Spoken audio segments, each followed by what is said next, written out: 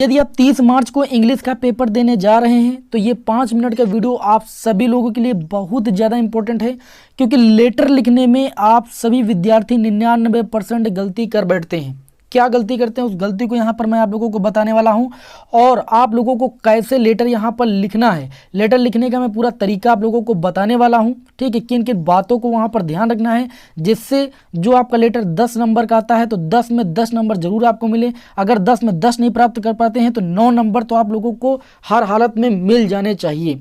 तो ऐसी कौन सी बातें हैं जो आप सभी लोगों को ध्यान में रखना है। सबसे पहले तो आप ये जान लीजिए कि आपके एग्जाम में जो लेटर आएगा वो या तो पर्सनल लेटर पूछा जाएगा, यानी जिसको हम निजी पत्र बोलते हैं। निजी पत्र में क्या होता है, जो भी पत्र अपने मित्रों या सगे संबंधियों को लिखा जाता है। ठीक है, जो पत्र अपने मित्रों या सगे संबंधियों को लिखा जाता है वो पर्सनल लेटर के अंतर्गत आता है, यानी निजी पत्र के अंतर्गत आता है। और निजी पत्र को लिखने का तरीका भैया अलग होता है, इस बात को समझ लीजिए। सभी विद्यार्थी बस यही स्टेप याद रखे होंगे, लेकिन मैं आप लोगों को बता दूं यहाँ पर मैंने दूसरे टाइप का लेटर भी बताया है, ऑफिशियल लेटर। ऑफिशियल लेटर जब पूछा जाएगा तो उसको लिखने का प्रारूप थोड़ा सा यहाँ पर देख सकते हो चेंज हुआ है। ठीक है, तो आप बस 5 मिनट की वीडियो है, पूरी वीडियो को देख लीजिए, आप गलती 1% भी नहीं करोगे, ये मेरा सभी लोगों से वादा है, और आप लेटर में 10 में 10 अंक जरूर लेकर आओगे। सबसे पहले हम बात करें पर्सनल लेटर की, तो मैंने बता दिया कि ये जो पत्र है मित्रों या सगे संबंधियों को लिखा जाता है। इसमें क्या होता है, इस निजी पत्र में हम अपना पता तथा दिनांक दाहिनी ओर कोने में, ठीक है, लिखते हैं। निजी पत्र में क्या करते हैं, अपना जो पता होता है, दिनांक होता है, वो दाहिनी ओर कोने में लिखा जाता है। जैसे यहाँ पर आप सभी लोग देख सकते हो, मैंने एक लेटर का उदाहरण लिया हुआ है कि write a letter to your friend inviting him to attend your sister marriage.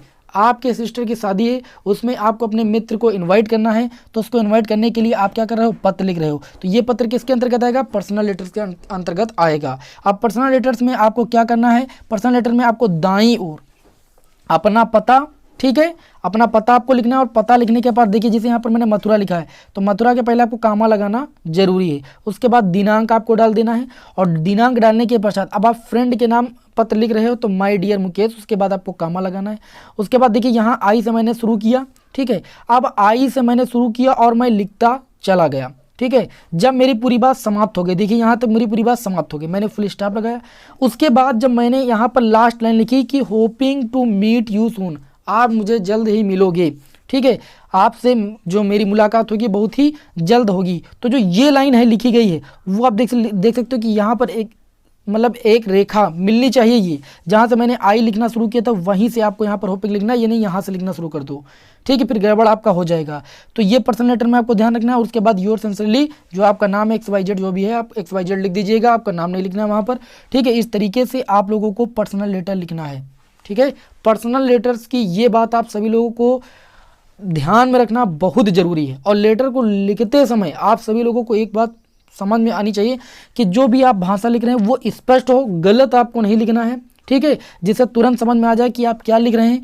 और जो आपकी विषय सामग्री होनी चाहिए वो क्रमबद्ध होनी चाहिए, ठीक है। पत्र बहुत बड़ा नहीं होना चाहिए कि आप पूरा एक पेज लिखते ही चले जा रहे हैं निबंध की तरीके से, ठीक है। आपको संक्षिप्त लेटर लिखना है, आवश्यक बातें लिखना है, कोई भी अनावश्यक बात नहीं लिखनी है कि पता लगे कोई स्टोरी कहानी उसमें आप लिख रहे हो, ठीक है, नहीं तो आपको पूरे अंक मिलेंगे नहीं।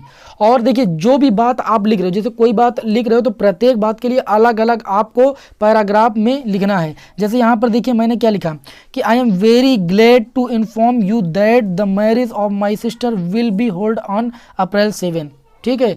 मुझे ये बहुत प्रसन्नता हो रही है आपको सूचित करते हुए कि मेरी सिस्टर की जो शादी है वो 7 अप्रैल को रखी गई।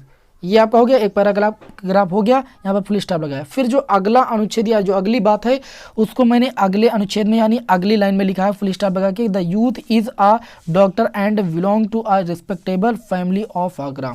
मतलब हस्बैंड के बारे में भाई यहाँ पर बताया गया है कि वो डॉक्टर है और बिलोंग करता है एक अच्छी फैमिली से, आगरा से, ठीक है।